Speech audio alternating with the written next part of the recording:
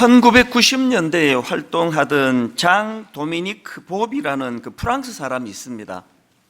이분은 이제 그 세계적인 여성 잡지 엘러의 그 편집장이었을 뿐만 아니라 아주 잘생긴 외모, 화려한 언변 이런 것들로 인해 가지고 그 프랑스의 사교계를 풍미했던 분으로 알려져 있는 분입니다. 이렇게 잘 나가던 분인데요, 이 43살이 되던 해에 인생이 완전히 절망을 경험합니다. 갑자기 그 뇌졸중으로 쓰러지는데, 그리고는 이제 3주 만에 의식이 돌아오기는 했는데 어떤 불행한 일이 생겼느냐, 그 락드인 신드롬이라고, 이게 뭐냐면은 지금 의식은 다 있는 거예요. 우리랑 똑같이 의식은 있는데 전신마비, 몸을 움직일 수가 없는 거예요.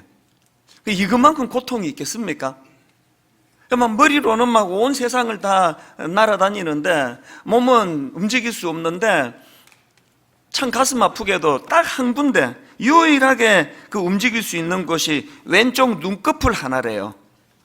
이거 하나만 움직이고 전신마비인데, 이분이 대단한 분입니다. 신체 중에서 유일하게 움직일 수 있는 왼쪽 눈 깜빡임, 이걸 가지고요 신호를 만든 거예요. 예를 들면은 눈을 한 번 깜빡이면 네, 눈을 2번 깜빡이면 아니요. 그리고 이거를 이제 다 알파벳으로 이거를 만들어 가지고 이분이요 그 눈 깜빡임, 한쪽 눈으로만 깜빡임을 가지고 책을 한 거 썼습니다. 제가 어느 분이 이제 이 글을 제게 보내주셔가지고 읽으면서 너무나 감동이 밀려오는 겁니다. 들어보니까요, 그 책을 어떻게 썼느냐, 어떤 날은요 문장 하나를 쓰는데 하룻밤을 꼬박 보내는 거예요. 그렇게 해서 이제 책이 한 권 나왔는데, 그 책 제목이 잠수종과 나비라는 책이에요. 두껍지도 않습니다. 제가 이 책을 구해가지고 읽으면서 이런저런 그 생각을 하는데요, 이 책에 이런 내용이 있습니다. 끊임없이 입 속에 과다하게 고이다 못해 입 밖으로 흘러내리는 침을 정상적으로 삼킬 수만 있다면 세상에서 가장 행복한 사람이 된 기분일 것 같다. 이 근육이 마비가 되어 있으니까 침이 고여지는 거를 어떻게 하지를 못하니까요. 제게 이제 이분과 관련된 글을 보내주신 분이 이거를 이렇게 이제 요약해가지고 제게 보내줄 때 벌써 감동을 받았습니다. 흘러내리는 침을 삼킬 수만 있다면 세상에서 가장 행복한 사람입니다. 제가 이분의 그 글을 읽는데요, 예전에 이지선 자매라고, 지금은 이분이 대학 교수가 됐습니다. 유학을 다녀와가지고 이분이 대학 시절에 그 화상으로 이제 중상을 입고 또 교통사고로 그 중상을 입고 이제 화상으로 굉장히 어려운 그 시간을 보내지 않았습니까? 이분이 그 중에도 그 과정에도 너무나 우리를 감동시키는 그런 그 모습을 보여서 너무 존경하는데요, 저는 그 이지선 교수가 했던 한마디 말이 가끔씩 떠올라요.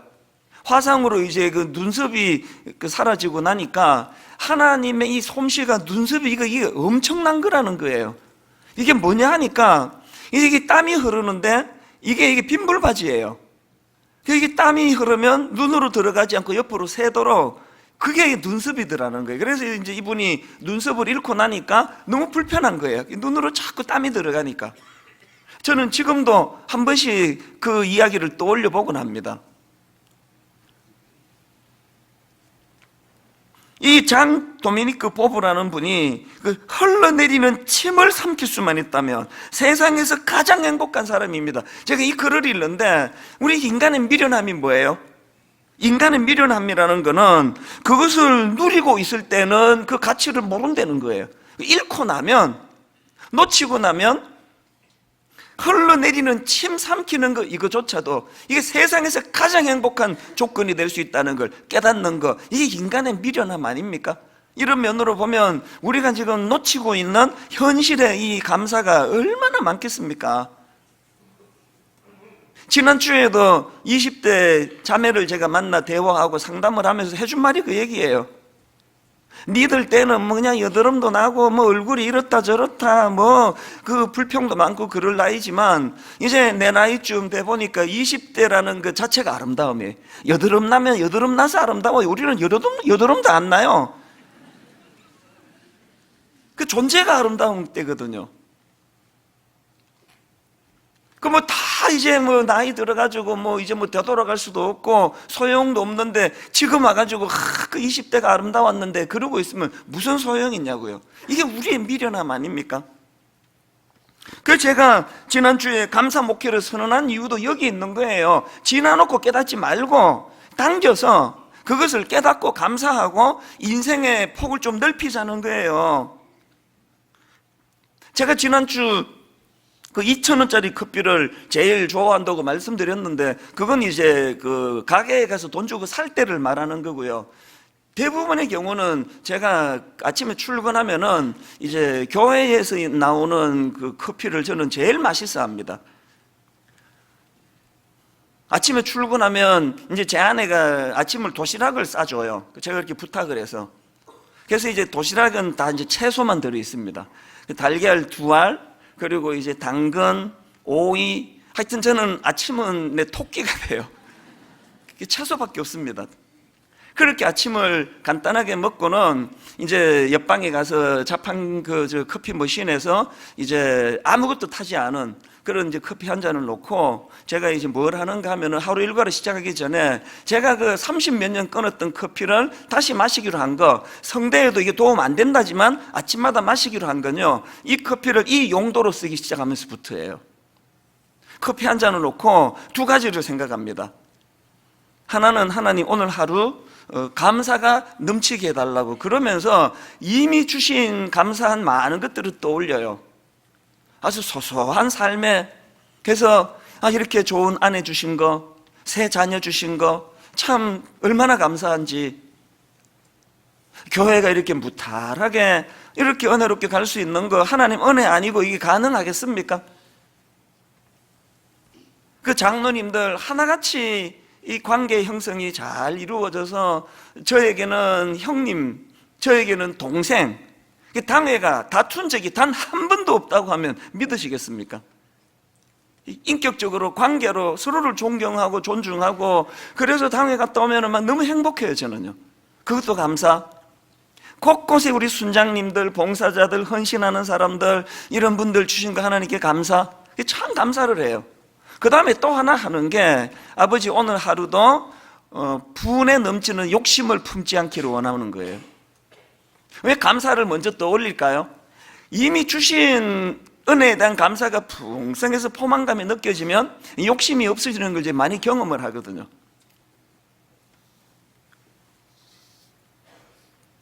하루를 이렇게 감사로, 뭐 시간 오래 걸리지도 않습니다. 10분도 안 걸려요. 이제 이 커피를 마실 때마다 의도적으로 이 2가지를 가지고 묵상을 하고, 하나님께 제가 이 하루를 이렇게 시작하기를 원합니다. 그렇게 하루를 시작하면은요, 하루하루가 막 얼마나 행복한지 모릅니다. 그 헬렌 켈러라고 다 아시죠? 이 시각장애인으로 참 존경받는 분인데요. 여러분 이거 아십니까? 미국의 타임지가 선정한 20세기 가장 영향력 있는 인물 100인, 헬렌 켈러가 이 100인 안에 들어가 있는 인물이에요. 아니 어떻게 그렇게 장애를 가지고 제한된 삶을 사는 헬렌 켈러가 어떻게 20세기 가장 영향력 있는 인물 100인에 선정될 수 있을까? 이게 어떻게 가능했을까? 제가 이런 궁금함을 가지고 이것저것 자료를 찾다가 보니까요, 그분의 말 한마디에서 그 답이 딱 나오더라고요. 헬렌 켈러가 이런 말을 했습니다. 나에게는 너무나 많은 것이 주어졌다. 그렇기 때문에 나에게 어떤 것들이 없는지 생각하며 머뭇거릴 시간이 없다. 나에게는 너무나 많은 것이 주어졌기 때문에 나에게 어떤 것들이 없는지 생각하며 머뭇거릴 시간이 없다. 왜 나는 장애를 가져서 왜 나는 시각장애인이야? 왜 앞이 안 보여? 이런 걸 생각할 겨를이 없다는 거예요. 그것 말고 받은 것들이 너무 많은 것들을 생각하고 묵상하다가 보니까, 여러분 저는요 그 한마디가요, 왜 이 헬렌 켈러가 20세기 가장 영향력 있는 인물 100인에 선정될 수 있었는지, 이게 비결이다. 이게 오늘 저나 여러분 어떻습니까? 주신 10,000가지 중에 안 주신 한 가지 찾아내는 선수들이 모인 거 아닙니까? 막 귀신같이 찾아내가지고 그 안 가진 한 가지 때문에 10,000가지 받은 거에 대한 생각할 겨를이 없어요. 막 하루 온종일 이것만 집중해가지고 막 이것 때문에 나는 인생이 그냥 걸림돌이 돼가지고 진도가 안 나간다고. 헬렌 켈러와 불평 많은 사람의 차이는 주신 내용물의 차이가 아니에요. 그래서 제가 지난주에 감사 목회를 선언하면서 우리도 헬렌 켈러와 같은 그런 감사를 가지고 감사가 나를 온통 지배할 수 있도록, 내가 오늘 주님 이름으로 이제 한 20년 뒤에 여러분들과 여러분의 자녀들이 타임지가 선정하는 21세기 영향력 인물 100인 안에 다 들어가시기를 바랍니다. 이런 황당한 축복에도 아멘 하시는 분의 믿음은 대단합니다. 그건 그냥 해본 소리고요. 뭐 우리가 어떻게 21세기 100인에 들어가겠습니까? 그러나 아멘으로 화답하신 분의 귀함이 뭐예요? 믿음으로, 뭐 사람은 나를 뭐 100인에 안 넣어줄지 몰라도 101번째라고 여러분이 써놓으세요. 그냥 21세기 가장 영향력인 인물 101번째, 난 진짜 그렇게 생각합니다. 사람들이 뭐 이찬수 목사를 뭐 어느 정도 영향력이 있는지 어떻게 알겠냐고, 알고 저를 평하겠습니까? 저는 그냥 감사함으로는 101번째, 101번째로 내가 중요한 사람이에요. 좀 황당하다는 표정을 짓고 계셔가지고, 제가 여러분, 우리가 이 헬렌 켈러의 그 감사 태도를, 제가 아침에 커피 한잔 하면서 제가 가지고 있는 이 좋은 습관이라고 생각하거든요. 이걸 여러분에게 권하는 거예요. 여러분, 제가 뭐 억대 연봉, 뭐 외제차 이런 거 비록 거의 탐내지 않는 이유는요, 매일 내가 깨닫는 게 뭐예요? 인간이 행복해지는데요, 커피 한 잔이면 되더라고요. 인간이 행복해지는데 2,000원이면 돼요. 커피 한 잔 앞에 놓고 주신 많은 것들을 감사하고, 그러니까 뭐 가정도 점점 행복해지죠. 제 아내에 대하여 감사를 많이 생각하니까 자꾸 감사를 표하게 되죠. 자녀들에게도 제가 지난주에 아이들 지난주인가 모아놓고 선포했습니다. 아빠가 자꾸 니들 잘 되라고 이것도 지적하고 저것도 지적했는데 아빠가 반성했다. 이제 내가 너희들을 정말 내가 좋은 점을 칭찬하고 더 많이 내세워주겠노라고. 잘 될지 모르겠지만 한번 해보려고 합니다. 계속 감사. 오늘 본문도 이런 차원으로 살펴보기를 원하는데요, 오늘 본문은 뭐 아주 간단한 내용입니다. 예수님께서 이제 예루살렘으로 가시는 길입니다. 멀리서 이제 나병 환자 10사람이 예수님을 발견하고는 막 소리를 지르는 거예요. 누가복음 17장 13절, 소리를 높여 이르되 예수 선생님이여 우리를 불쌍히 여기소서. 좀 고쳐달라는 거 아닙니까? 이런 간절한 그들의 외침을 듣고 예수님이 그들을 불쌍히 여기십니다. 그래서 고쳐주시는데요, 14절 보시고 이르시되 가서 제사장들에게 너희 몸을 보이라 하셨더니 그들이 가다가 깨끗함을 받은지라. 그렇게 10명이 다 이제 고침을 받았는데 나머지 9은 온데간데 없이 사라지고 딱 1명만 예수님께 와서 감사를 표하더라. 이게 오늘 본문의 내용이에요. 그래서 저는 이런 과정에서 나온 이 17절 말씀이요, 예수께서 대답하여 이르시되 10사람이 다 깨끗함을 받지 아니하였느냐, 그 9은 어디 있느냐.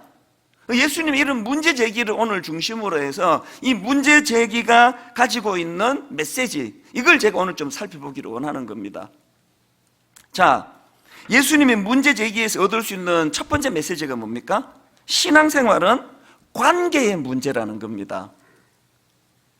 어떤 분은 자꾸 신앙을 거래관계로 생각해요. 이게 무속신학 때문에 그래요. 물 떠놓고 자꾸 빌고 뭐 달보고 빌고 뭐 이러다가 보니까 물 떠놓고 비는 거는 거래잖아요. 물 떠놓고 빌어서 소원이 이루어졌다 끝. 그럼 물하고 무슨 관계를 맺습니까?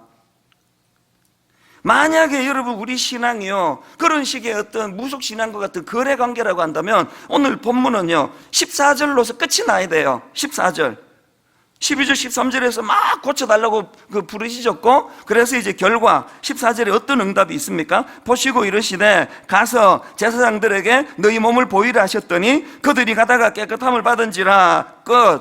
그렇게 단락이 나야 되는 거 아닙니까? 그런데 성경이 그렇게 단락으로 끝나질 않고 그 뒤에 17절에서 예수님께서 왜 10사람이 다 깨끗함을 받았는데 9은 어디 갔느냐, 이런 문제 제기가 왜 나오느냐고요. 오늘 본문은요, 그 10명의 그 나병 환자가 고침을 받았더라, 이게 포인트가 아니, 이렇게 설교하면 큰일 납니다. 이건 그 포인트가 아니에요. 왜 자꾸 신앙생활을 거래관계로 생각하느냐?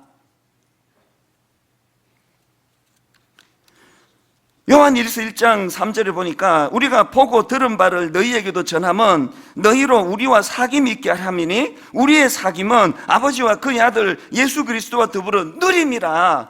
신앙생활은요, 뭐 병 들었다, 기도했다, 고쳐줬다, 이런 어떤 거래관계가 아니에요. 신앙은요, 하나님과의 사귐의 관계, 그로 인한 나와 너와의 관계 회복, 이게 줄거리예요. 이렇게 생각하시는 분은 반쪽짜리 신앙이에요. 이 전수 목사 설교가 좋아서 나는 이 교회 오기로 했어. 한 1년 들었더니 이제 설교가 좀 식상이 돼가지고 교회를 떠나기로 했어. 아주 잘못된 신앙생활이에요. 오늘 이 설교 내용으로 여러분이 저를 평가하신다면요, 그건 교회가 아니에요. 이 설교 한 편이 어떻게 이루어졌느냐, 이 한 편을 통해 하나님이 어떤 걸 받으시느냐. 제가 설교 준비하면서 커피 한 잔을 먼저 마셔가면서 하나님 주신 은혜를 생각하고 하나님의 관계를 회복하기를 원하고 그분께 감사하기를 원하고, 그리고 그분이 제게 맡기신 사명이기 때문에 아버지 제게 맡기신 이 설교 사역을 그저 건성으로 하지 않고 최선을 다하겠습니다. 지금 여러분에게 제가 설교하고 있지만 이 예배는 하나님이 받으시는 예배예요. 하나님을 의식하고 하나님이 주인공 되셔야 되거든요. 그런가 하면은 하나님이 여러분을 막 오죽 사랑하십니까? 그래서 저는 이 설교를 준비할 때 종종 그런 경우가 있습니다. 지금 내가 이 설교 준비할 이 시간에 우리 어떤 성도는 못된 그 직장 사람 만나가지고 막 그냥 마음이 상하고 자존감이 무너지고 울고 싶고 그런 분들이 계실 텐데, 하나님 오늘 내가 이 설교를 잘 준비함으로 말미암아 돌아오는 주일날 그들이 세상에서 받은 상처가 치유되는데 이 말씀을 써주시기를 원합니다. 왜 그렇게 해야 됩니까? 이게 신앙이 이게 거래라고, 교회가 거래하는 곳이라고 한다면 뭐 그렇게 용서할 거 있습니까? 뭐 목사로서 뭐 월급 받고 하니까 뭐 설교해야지, 뭐 어떻게 안 하면 또 쫓겨나니까 뭐 그 대충 설교하고, 뭐 신방도 가야 되니까 뭐 안 가면 내 월급 받고 그러면 안 되지, 그 신방 가고, 그건요 죽은 목회예요. 그 죽은 설교고 죽은 목회예요. 주님과의 관계가 잘 회복이 되고 가슴이 뜨거워지면 주님이 너무나 소중히 여기는 그 주님의 자녀들을 향하여 어떻게 해서든지 간에 말씀으로 은혜를 끼치고 싶어 안달복달하고, 그래서 설교 준비 다 해놓고 이제 이 정도면 됐겠지, 그리고 프린트 다 해놓고 그렇게 하고는 잠자리에 들어서 새벽에 주일 새벽에 일어나면은 또 그냥 찢어버리는 거예요. 왜 찢어버리는지 아세요? 인간은 얼마나 게으른 존재인지요. 원고 프린트 해놓으면 더 안 하고 싶은 거예요. 한 주 내내 했는데 또 들여다보는 게 엄두가 안 나요. 이 찢어버리면 어떻게 해요? 다시 프린트 해야 되니까 봐야 되는 거 아닙니까? 조금 전에 일부 예배 마치고 들어가면서 또 찢어버렸어 이거. 그 어떻게 또 뽑아야 되니까 또 처음부터 또 봐야죠. 이후 예배 마치고 또 찢어버렸어요. 왜 그래야 되는 거예요? 신앙은 거래관계가 아니기 때문이에요. 마음이 들어가야 되거든요. 내 마음이, 이 교회가 커져가지고 한 분 한 분 교제하고 대화하고 커피 마시고 이거는 못하지만, 영과 영이 서로를 신뢰하고 서로를 사랑하고 서로 교제하는 기쁨, 난 저분이 있어서 살맛 난다, 저분은 내가 있어서 살맛 난단다, 이걸 누리는 데가 교회예요. 다락방이, 우리 구역 다락방이 이런 모임이 되기를 저는 원합니다. 그런가 하면 두 번째로 예수님의 문제 제기에서 얻을 수 있는 교훈이 하나 더 있는데, 여러분, 감사는 표현이라는 사실이에요. 저는 그 청소년 사역을 오래 해가지고요, 이 좀 상상력이 좀 풍부해요. 이 공상을 잘하는데요, 오늘 본문을 가지고 이제 계속 묵상하다가 이런 상상을 해봤습니다. 그저 10명이 고침받았는데 1명만 예수님께 나갔는데, 그 나머지 9사람이 60년대 경상도 분들이에요. 표현을 잘 못하는 분들이에요. 마음으로 막 엄청 고마운데 표현을 잘 못하는. 제가 왜 60년대 경상도라고 했냐 하면, 요즘 경상도 분들은 안 그렇습니다. 얼마나 친절하고 얼마나 부드러운데요. 그러나 이제 60년대는 이제 그 교육받기를 조금 나이 든 손자가 할아버지 사랑해요 그러고 안기면은 저리가 징그럽게 왜 그래? 그 사랑을 그렇게 표현해야 돼? 그 이런 문화 속에서 배운 사람이 9이란 말이에요. 그래서 이 9 나병 환자가 이 60년대 경상도 출신이래 가지고 이제 이 한 명만 주님께 와서 감사하겠지만 나머지 9은 가면서 정말 감사해 이러고 갔다고 내 가정을 해본 거예요. 성경 대부분은 다 마음이 중요한 거 아닙니까? 마음이? 그 성경 대부분이 마음이 중요하다고 한다면 그러면 오늘 본문에 그 9명도 만약에 감사했다면 되는 거 아닙니까? 제가 오늘 본문을 통해 깨달은 게 뭐냐면요, 성경 대부분이 마음이 중요하다고 하지만 감사는 예외라는 거예요. 예수님이 그걸 지금 가르쳐 주시는 거예요.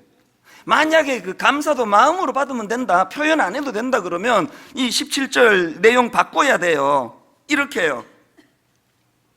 예수께서 가라사대 공연한 짓을 하였도다. 아버지 9처럼 감사하고 떠나면 되는데 쓸데없는 짓을 하였도다. 뭐 이렇게 끝나야 되는 거 아닙니까? 근데 분명히 예수님께서 나머지 9은 어디 있느냐고, 그 마음으로 뭘 생각했는지 중요하지가 않고 그 9은 어디 있느냐고.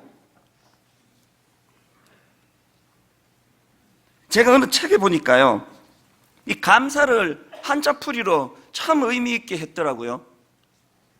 화면으로 이 한자니까 한번 내용을 보세요. 감사는요, 한자로 느낄 감, 살해할 사자래요. 중요한 게 뭐냐? 감사는요, 느낄 감. 우리가 하고 있는 건 그냥 느낄 감 하나로 이미 이루어졌지만 어디까지 가야 된다고요? 중요한 건 저 사자인데요. 사자는 어떻게 구성되어 있습니까? 앞에 말씀 문자가 있고 뒤에 쏠 사자가 있단 말이에요. 그러니까 감사할 때 사가 뭐예요? 우리가 화살을 쏘는 것처럼 우리가 말로 감사를 쏘아야 된다는 거예요. 말로 그 사실을 표현하는 것까지가 감사라는 거예요. 우리가 지금 대부분 우리가 놓치는 게 부부간에도 선생님에게 또 어떤 교회의 어떤 고마운 분에게 여보 알지 우리 이렇게 사는 게 우리 느낄 당신 고마운 거 나 안다고. 당신이 내게 얼마나 고마운지 나 다 안다고. 여보 이게 좀 웃기지만요, 이게 실제로 우리의 모습이에요. 그거로 완성이 안 된다는 거예요. 예수님도 그렇게 말씀하시고 한자어도 그렇게 말씀하시고요. 느끼는 것만으로 안 된다. 화를 쏘듯이 말씀은 자에 쏠 사자라 그러잖아. 말로 그것을 표현하는 것까지가 감사다.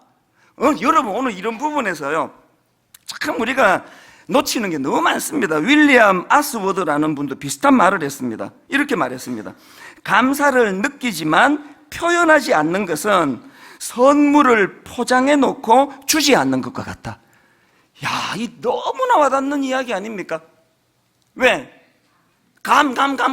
이래갖고 상대방이 못 알아들어요. 선물 포장만 해놓고 주지 않으면 그거 안 준 거예요. 니한테 주려고 포장 내가 얼마나 많이 해놓은지 아는 우리 집에 창고에. 그 정신 나간 이야기예요. 포장하는 것까지가 아니라 선물은 그것을 전해주는 것까지란다면 우리가 놓치는 게 뭐예요 지금? 작년 가을에 여러분 그 10월 말에 청년주일 때 고맙게도 우리 청년들이 세상에 그 해도 뜨기 전에 1부부터 5부까지 여러분 예배 마치고 나가면은 그 따뜻한 커피 한잔 하라고 그렇게 커피를 대접한 적이 있잖아요. 기억나시죠? 그 너무너무 정성으로 이 청년들이 우리 어른들에게 커피를 대접해가지고 제가 너무 감사했는데 그 다음날 보고하는 글 하나가 저를 너무 슬프게 했습니다. 가슴 아프게 했습니다. 어떤 보고가 올라왔는지 아십니까? 청년이 받은 상처가 이렇대요. 어제 1000여잔 이상의 커피를 나눠드렸는데 고맙다고 인사하는 어른이 10명이 안 되었다고 합니다. 이게 믿겨지지가 않아요. 안 믿고 싶은데요. 그래서 그 젊은 개들이 상처를 받았대요. 10잔 넘게 대접을 했는데 고맙다고 말한 게 10번밖에 안 된다는 건 우리 문화예요. 이게 문화를 말하는, 우리가 막 유난히 막 정신 나간 사람만 모인 교회가 아니기 때문에 이게 문화란 말이에요. 어떤 목사님이요, 미국 유학 갔다가 너무나 놀랐던 게요, 저 앞에 가는 사람이 이제 건물로 문을 열고 들어가는데 자기가요 거의 뭐 한 5m 뒤따라가고 있었는데 문은 열고 안 가더래요. 열어놓고. 자기가 지나가라고. 이게 너무 자기가 거기에 감동을 받아가지고 나 이제 유학 마치면 한국 가서 그래야 되겠다. 그래서 실천을 했어요. 이렇게 조금 멀리 오는데 문을 열어줬더니요, 이상한 사람처럼 보고 가는 거예요. 이게 뭐 스토커인가? 이게 왜 이러지? 민망해서 더 이상 그렇게 못하겠더라는 거예요. 여러분, 우리가요 상대방이 그렇게 호의를 베풀지 않는 그것도 참 기분 나쁜 문화지만요, 왜 그렇게 되는지 아세요? 감사를 표현 안 하니까. 호의를 베푸면 오히려 민망하니까 이상한 사람이 되니까. 거기에 우리도 모르게 지금 익숙해져 있는 거거든요. 이거 지금 이런 문화로 이 부부 생활을 영위한다니까 이 가정이 이게 지금 이게 얼마나 복잡하겠습니까? 맨날 여보 감, 알지 감? 이러고 있으니까. 저는 잠언 18장 21절이요. 죽고 사는 것이 혀의 힘에 달렸나니 혀를 쓰기 좋아하는 자는 혀의 열매를 먹으리라. 여러분 잘 아시는 민수기 14장 28절, 그들에게 이르기를 여호와의 말씀이 내 삶을 두고 맹세하노라. 너희 말이 내 귀에 들린 대로 내가 너희 행하리니. 내 이 말씀을 가지고 남용할 마음은 없지만요, 이게 그냥 그런 식으로 그냥 말만 하면 이루어진다는 그게 아니고, 그렇게까지 표현하기까지 마음에 하나님을 향한 신뢰를 지금 강조하는 거지만요, 저는 종종 이 말씀을 떠올려요. 너희 말이 내 귀에 들린 대로 그대로 이루어 주겠다. 이런 비슷한 주장을 하는 연구 결과가 굉장히 많습니다. 예를 들면 미국의 노스캐롤라이나 대학교 연구진이 65쌍의 부부를 대상으로 관찰하는 실험을 했는데요, 이제 이 두 그룹으로요, 이 감사 표현을 잘하는 부부, 아주 사소한 것에도 그렇게 고맙다고 표현을 잘하는 부부와 그렇지 않은 부부를 대상으로 조사를 했더니, 사소한 작은 일에도 배우자에게 고마움을 잘 표현하는 그 부부가 그렇지 않은 부부보다 긍정적인 마음이 생길 확률이 10배더래요. 10배. 허구한 날 당신 왜 이 모양이야? 내 당신 만나가지고 내 인생이 어떻게 되는지 알아? 내 인생의 최악의 실수가 당신 만난 거야. 이런 부정적인 말이 자꾸 나오는 그분들은 이 감사를 자꾸 표현하는 이게 신혼 때부터 안 돼서 그렇다는 거예요. 여러분이 죽고 사는 게 혀의 힘에 달렸다고 한다면, 그래서 혀를 쓰기 좋아하는 자는 혀의 열매를 먹는다고 한다면, 여러분은 지금 어떤 열매를 먹고 계십니까?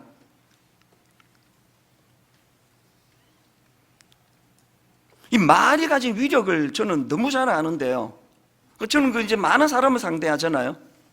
또 교역자들이 많다 보니까 이 실수할 때도 많아요. 그래서 이제 하면 안 되는 실수를 가지고 저한테 와서 이제 보고를 할 때면, 이게 사람이요, 여기 이제 이걸 가지고 그냥 51% 아니면 40%가 행동을 유발하더라고요. 지금 머리가 막 작동이 되는 거예요. 그냥 처음 부임했는데 그냥 모른 척 넘어가? 용서해줘? 이거 한번 확 뒤집어? 그런 생각이 왔다 갔다 할 때 말이 툭 튀어나와요. 사람이 살다 보면 그럴 수 있지, 괜찮아라고 말을 탁 내뱉으면 머리가 막 갈등하던 게 괜찮다, 용서해 주자 쪽으로 확 돌아서는 걸 여러 번 경험했습니다. 반대로 이렇게까지 화가 안 났는데 툭 튀어나온 게 너 왜 이렇게 맨날 그렇게 실수하냐? 라고 말이 툭 나가면 갑자기 내 마음도 그쪽으로 기울어가지고 막 엄청 불쾌해지는 걸 여러 번 경험했습니다. 이게 성경이 말하는 말의 위력이에요. 감사는 표현입니다. 표현하면, 요즘에 제가 이거 사실 이 설교를요, 작년 가을부터 제가 준비하기 시작했거든요. 왜? 이제 감사 목회를 선포해야 되겠다고 결심한 게 작년 가을이니까. 그러면서 제가 많은 실험을 거쳤거든요. 제 아내에게 제일 많이 실험을 거쳤어요. 계속 감사를 표현하고 감사를 표현했더니 놀라운 결과가 뭐냐, 상대방도 기분 좋아하지만요, 감사를 계속 표현했더니 제 아내를 보는 내 태도가 달라지더라고요. 이게 진짜 괜찮은 여자더라고요.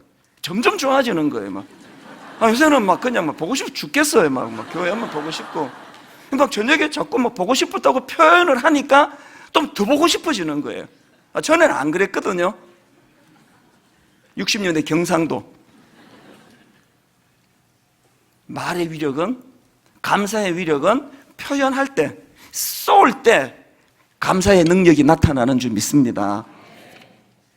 마지막 세 번째로요, 여러분, 감사는요, 더 큰 감사를 불러온다는 사실. 제가 이 표현은 제가 그 마음에 품고 있는 명언 하나에서 많이 제가 차용을 했는데, 이런 말 들어보셨습니까? 감사에는 문이 있어서 감사하면 문이 열리고 길이 열린다.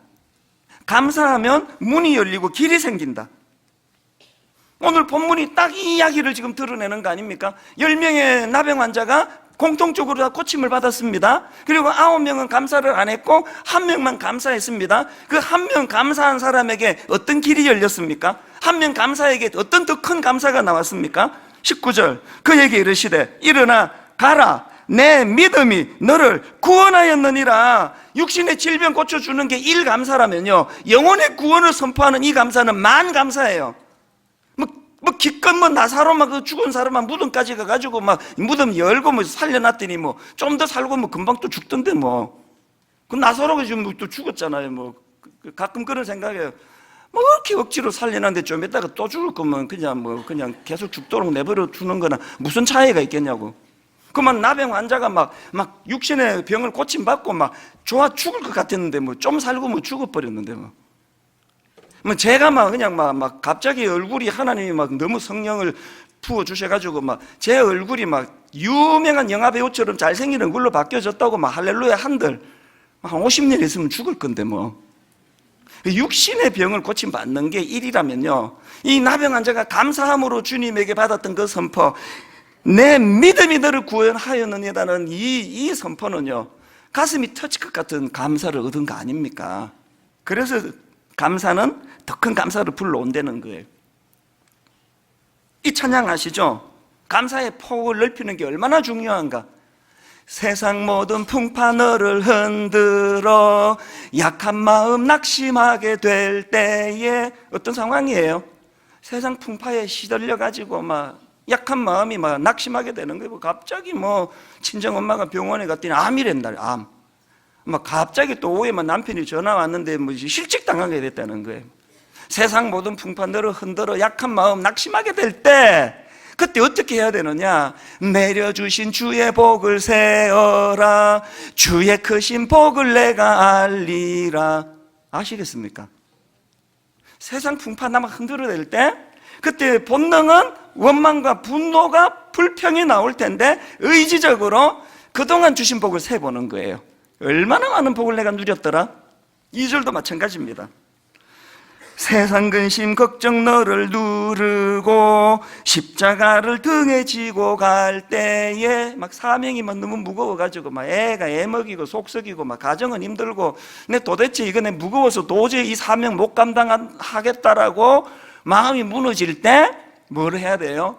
주가 내게 주신 복을 세어라, 두려움 없이 항상 찬송하리라.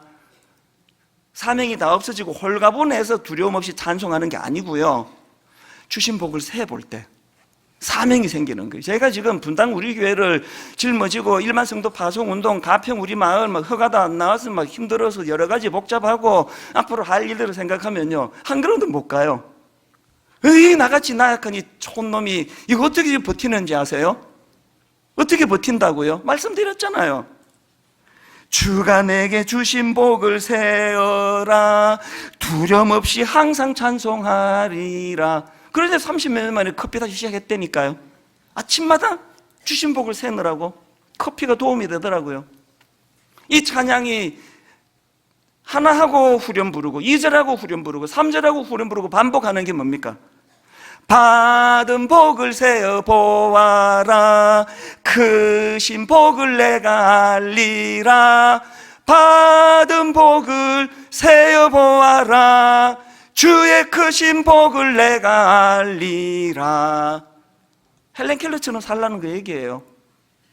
그 눈 못 뜨는 시각장애인 그것 때문에 불편한 것에 집중하지 말고 많은 받은 것을 계속 세보면 이거 생각할 겨를이 없어서 20세기 가장 영향력 있는 인물에 백인에 들어갈 수 있다는 그 얘기예요. 이 점에서 저는 또 이제 중요한 두 가지 운동을 선포하려고 하는데, 요즘은 막 매주마다 선포하는데 이게 뭐 지켜질지 모르겠는데 오늘은 진짜 중요한 선포예요. 두 가지 운동 중에 첫 번째 운동, 감사 일기 쓰기 운동이에요. 고맙게도 출판사가 허락해 줘가지고요, 얼마나 예쁘게 만들었는지 아십니까? 153 감사 노트. 뭐 시중 서점에서도 이거 다 구할 수 있을 것입니다. 왜 153 감사인지 아세요? 153, 그 베드로의 물고기 153마리가 그 주님 주신 축복의 상징이라면 153, 이게 뭐의 의미냐? 1, 하루 한 번 하나님 말씀 묵상하기예요. 커피 앞에 놓고 자기 생각으로 묵상하는 거 소용없습니다. 말씀 한 구절이라도, 말씀이 오늘 내게 영향을 미치도록. 1, 하루 한 번 하나님 말씀 묵상하기. 그 다음 5가 뭐예요? 1, 5, 3, 5, 하루에 5가지 감사 제목 적기. 하루에 5가지 감사 제목 적기. 3, 하루에 3번 감사 표현하기. 이건 잘못된 거예요. 1로 3으로 숫자를 껴 맞추느라고 이렇게 갈 수밖에 없었는데요, 사실은 1호 3 00000000 그렇게 들어가야 돼요. 하루에 3번 감사 표현하는 거 아닙니다. 30분 표현하기, 300번 표현하기, 3000번 표현하기. 그래서 여러분, 매일 아침에 혹은 매일 저녁에 부부가 나란히 앉아 혹은 직장에서 이것을 기록을 하시고요, 숙제가 하나 있습니다. 교회 홈페이지에 이번에 게시판 완전히 다 개편했습니다. 게시판에 오셔서 여러분이 적으신 감사 5가지를 홈페이지에다가 올려놓는 것까지가 여러분이 하실 일이에요. 감사, 쏘는 것까지예요. 기록하는 것까지입니다. 난 죽어도 그렇게 순종 못합니다. 게시판에 그렇게 글 올리고 나는 안 합니다. 이런 분 계시면 지금 양말 물고 한번 서보세요, 자리에서. 아무도 안 계시는 걸로 봐서 이제 이 감사 운동에 동참하기로 결단하신 줄로 믿습니다. 미국의 그 심리학자입니다. 에먼스 교수, 또 셀리그먼 교수, 저도 종종 인용했던 그 긍정 심리학자들 아닙니까? 이분들도 감사 일기 쓰기를 적극적으로 추천하는데 왜 그런지 아세요? 가벼운 우울증 상태에 있던 사람들에게 매일 이렇게 감사한 일을 찾도록 그렇게 했더니 우울 증상이 호전이 되고 또 그 효과가 장기간 유지가 되더라, 뭐 이런 식의 연구가 계속 나오니까 심리학자들이 감사를 자꾸 쓰라는 거예요. 감사 노트가 그런 위력이 있으니까. 여러분, 이제 이 감사 노트를 시작할 때 안남웅 교수님의 그 목사님의 말씀 기억하시면서 지난주 드린 말씀이요, 감사할 게 없다고요? 참기름 짜듯이 쥐어짜 보세요. 생각지도 못한 감사한 일이 떠오를 겁니다. 이것을 여러분도 경험하는 그런 이번 한 주간 되시기를 바랍니다. 감사와 관련한 운동 한 가지 더 있습니다. 가정예배 회복 운동이에요. 사실 제가 지난 17년 동안 개척하고 하나 내 마음에 맺혀 있던 게 이 가정예배가 자리에 잘 안 잡히는데 이제 확실히 잡았습니다. 이제 가정예배 오늘 저녁부터요, 도구가 2가지입니다. 하나는 드라마 바이블이고 하나는 감사 노트입니다. 그래서 제가 가족 숫자만큼 구입하라고 하는 거예요. 여러분이 드라마 바이블 만드시면 얼마나 고맙습니까? 그렇게 정성을 들여 큰 돈 들여가지고 만들었는데 막 다 공짜로 다 나눠줘요. 핸드폰으로 앱으로 다운받으시면요, 그날 저녁에, 오늘 저녁에 가족이 모여가지고 우리 홈페이지 들어오셔도 되고 앱 다운받아서 하셔도 되고 가정예배 순서지 만들어드렸죠. 한 달 분치예요. 시작하시면서 3월 31일 창세기 1장 그냥 드라마 바이블 켜두시면 돼요. 애들과 더불어 눈만 감으면 돼요. 얼마나 쉽습니까? 드라마 바이블을 가지고 말씀 한 구절을 읽고 그리고 나서 감사 노트를 펴세요. 다음 주부터 주중에 월화수목금 자기가 감사했던 그 5가지 써내려간 걸 가정예배 때 이거를 나누는 거예요. 우리 큰아이 화요일 감사 한번 읽어볼래? 당신은 수요일 한번 읽어보시겠습니까? 그렇게 같이 나누고 그러면요, 그 아이가 한 주 어떻게 살았는지 딱 파악이 될 거 아닙니까? 그리고 이제 마무리할 때 한 주일 전체 감사, 지난 주일 저녁부터 오늘 저녁 이 시간까지 하나님께 감사했던 걸 5가지를 그 자리에서 가족이 같이 써내려가는 거예요. 그리고 그것을 놓고 하나님께 감사함으로 같이 기도하고 가정예배가 마무리되는, 이제 분당 우리 교회의 가정예배 운동이 회복되리라고 저는 확신합니다. 결론은 맺습니다. 한 가지 말씀만, 부끄러운 말씀 하나 드리고요, 이제 말씀을 정리하려고 하는데요.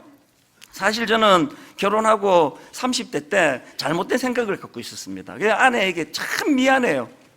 제가 이제 목회자다 보니까, 목사다 보니까 자꾸 이제 제 아내를 제가 이제 가르쳐야 된다는 생각이 많았습니다. 그래서 제가 계속 가르쳤어요.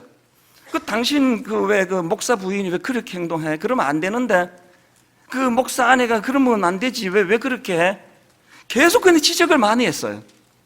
근데 이게 사람이요, 지적한다고 고쳐지는 존재가 아니에요. 점점 막 경직이 되고 막 긴장하고 목사 아내 된 거에 대하여 많이 힘들어하고 이런 것만 생기지 변화가 없더라고요. 뭐가 잘못된지 잘 몰랐습니다. 이 결혼을 잘못했나 막 그런 생각도 했어요. 제가 아주 잘못된 생각을 한 거예요. 배우자는요, 지적해서 고치게 만드는 대상이 아니에요. 배우자는 그 자체를 수용해주고 그 자체를 존중해주는 대상이에요. 그래서 요즘은요, 진짜 지적하지 않습니다. 요즘은 내가 의도적으로 애를 써서 자꾸 인정을 해줘요. 세상에, 내가 당신 안 만났으면 내 이렇게 안정식 목회를 어떻게 하겠냐고. 분당 우리 교회 오늘의 이 목회 50% 이상은 당신이 만들어준 열매라고, 너무 고맙다고 계속 그런 고백을 해요. 어떨 때 조금 이제 업돼 있을 때는 우리는 그런 일은 없지만 만약에 다시 한번 내가 선택권이 주어진다 해도 나는 당신을 택할 거라고 이 경상도 사람 입에서 이런 놀라운 말도 하게 되고 이러니까요, 점점 가정이 좋아져요. 정말 신혼으로 돌아가는 것 같습니다. 오늘 이 원리를 기억하시면서 무엇보다 감사가 회복되려면 제일 먼저 회복돼야 되는 것, 날 구원해 주신 십자가 은혜 감사. 십자가로 날 구원해 주신 그 은혜가 내 안에 충만할 때 우리 일상적인 삶 속에도 감사가 회복될 줄로 믿습니다. 오늘 말씀을 기억하시면서 우리 찬양 같이 불러보십니다. 다 표현 못해도 나 표현하리라. 다 고백 못해도 나 고백하리라. 다 알 수 없어도 나 알아가리라. 하나하나가 다 표현에 대한 이야기 아닙니까? 우리 가사를 생각하시면서 함께 찬양하기 원합니다. 다 표현 못해도 나 표현하리라. 다 고백 못해도 나 고백하리라. 다 알 수 없어도 나 알아가리라. 다 닮지 못해도 나 닮아가리라. 우리 다시 한번 고백하시지 않겠습니까? 다 표현 못해도 나 표현하리라. 다 고백 못해도 나 고백하리라. 다 알 수 없어도 나 알아가리라. 다 닮지 못해도 나 닮아가리라. 이 감격을 고백합니다. 그 사랑 얼마나 아름다운지, 그 사랑 얼마나 날 부욕해 하는지. 여러분이 하나님 은혜에 대한 감격, 그 사랑 얼마나 크고 아름다운지를, 그 사랑 얼마나 나를 감격하게 하는지 다 표현 못해도 나 표현하리라. 다 고백 못해도 나 고백하리라. 다 알 수 없어도 나 알아가리라. 다 닮지 못해도 나 닮아가리라. 여러분 이렇게 믿음으로 선포하십시오. 그 사랑 얼마나 아름다운지, 그 사랑 얼마나 날 부욕해 하는지. 감사를 표현하고 꼭 또 표현해드리면 그 사랑 얼마나 크고 놀라운지를, 그 사랑 얼마나 나를 감격하게 하는지, 여러분 감격으로 다시 한번 고백합니다. 그 사랑 얼마나 아름다운지, 그 사랑 얼마나 날 부욕해 하는지, 그 사랑 얼마나 크고 놀라운지를, 그 사랑 얼마나 나를 감격하게 하는지. 할렐루야, 찬양하세.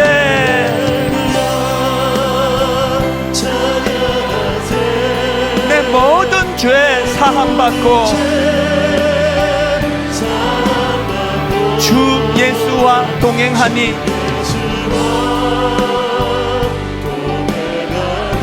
그 어디나 하늘나라. 영혼의 감사를 이렇게 올려드립니다.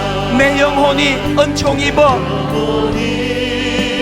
감사함으로 중한 죄짐 벗고보니, 감사의 눈으로 보니까 슬픔 많은 이 세상도 천국으로 화하도다. 여러분 이 감격을 가지고 하나님께 선포합니다. 할렐루야, 찬양하세. 내 모든 죄 사함받고 주 예수와 동행하니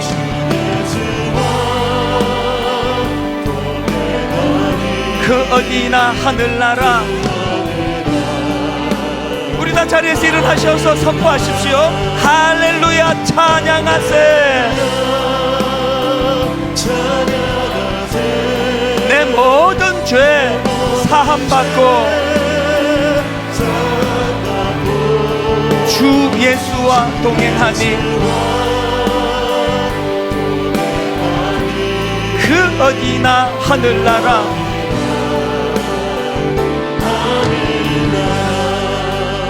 말씀을 감사함으로 받고 그 감사를 기도로 표현해 보시기 원합니다. 이제 하나님, 우리 가정이 살아날 방법을 찾았습니다. 하나님, 자녀교육의 실마리를 얻었습니다.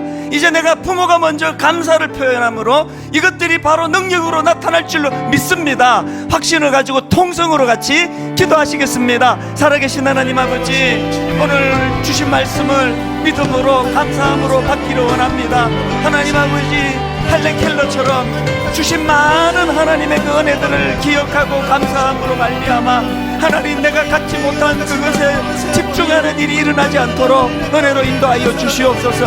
하나님 아버지, 감사함으로 받을 때 아버지 보일 것이 하나도 없는 인생입니다.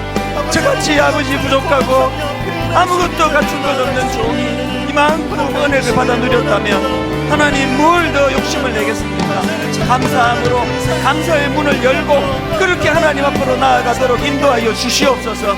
하나님, 이제 감사 노트를 가지고 매일매일 감사를 써내려가기 원합니다. 하나님 아버지, 드라마 바이블을 가지고 하나님의 말씀을 늘 읽고 듣고 묵상하기를 원합니다.